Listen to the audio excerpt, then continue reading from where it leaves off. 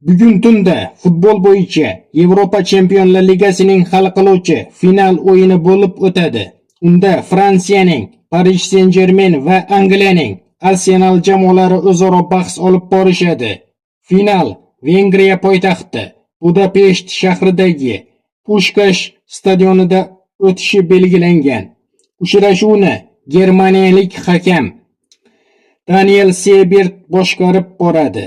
Final Toshkent vaqti bilan 21:00 da boshlanishi ko'zda tutilgan.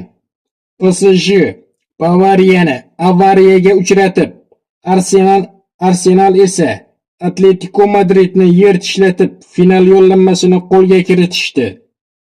Bu londonliklar uchun ikkinchi final hisoblanadi.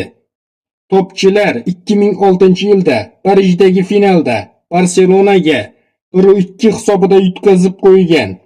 Parijliklar uchun esa bu 3-final hisoblanadi.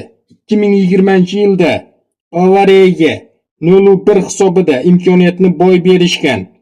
2025-yildagi finalda esa Interni 5-0 hisobida yanchib tashlashgan. PSG jamoasi 1970-yilda tashkil topgan.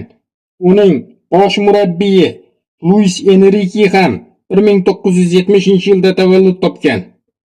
Finalda shayxlar jamoasi favorit hisoblanadi.